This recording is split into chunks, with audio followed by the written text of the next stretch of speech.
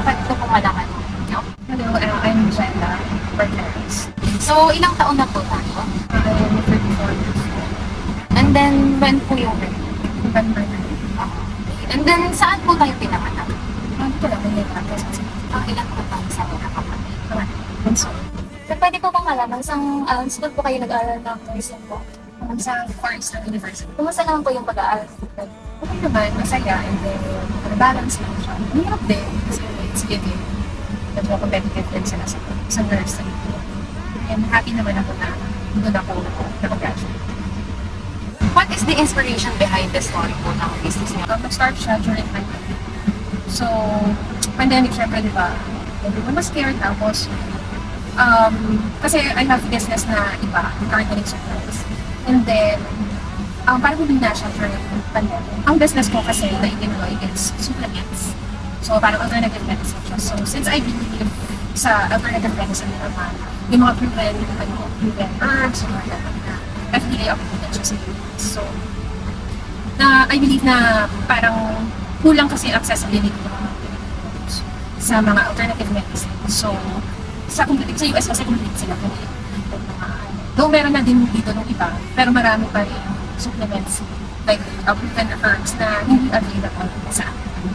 So, siguro, na-burden din ako for my family, for myself, for the rest. Halimbawa, yung mga, sa COVID kasi diba ng pandemic, so yung mga high-grade na vitamin C, mga ganyan, mga aspects, yung meron dito.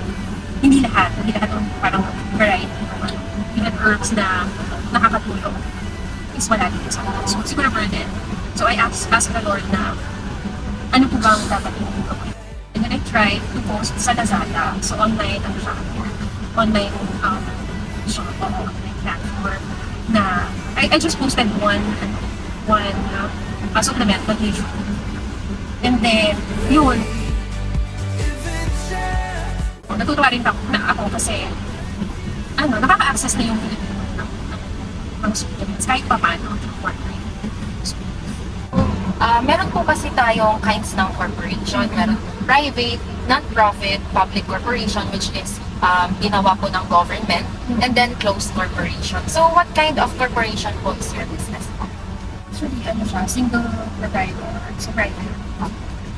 Pero registered naman ako sa MFA from PI, sa Singapore, Payers for Net, and then PIR for the access. So, bilang owner po ng sarili nitong business, ano po yung mga responsibility nito as the owner? Everything. Nag-start ako ng posting. So, every details, check mo, every picture, check mo. Ikaw din ang answer ng mga chats. Chat support ako din. Deliveries ako din. Pagbabalot, yun ako din. So, pati sa finance, sa accounting, ako din. So, I think okay naman yun kasi at least you know everything about your business. Kahit sa ang solo ng business, you have to know it before mo siya ipasa sa iba. So, as of now, meron lang din ako isang employee na doon ko naiiwan sa kanya when I'm not parang available. Kasi I work at night sa US. Tapos, on my free time, naayos na yung orders and then sinilin ko lang sa kanya yung mga magawa. Paano niyo po tina-turn down or tinatanggihan yung mga ganong request po? And ano po yung mga common issues na na-encounter ng business niyo when it comes to customer-related concerns? Siguro, sa online business, ang number one for me, na lagi ko pinag-organize na cancellation of orders nila business. So, my resolution for that is being proactive.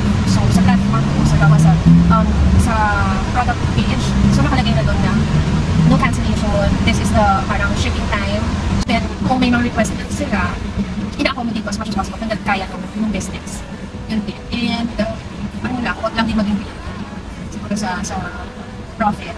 And then, give discounts para sa, kasi it's supplements, parang for gift. Makakagawin siya sa tao. Ano pong may bibigay ng tips or advices po na sa mga taong gusto mong simulan ng business po nila or mga nagsisimula pa lang? And just try. Just try and then we pray. Include God sa mga plans ko.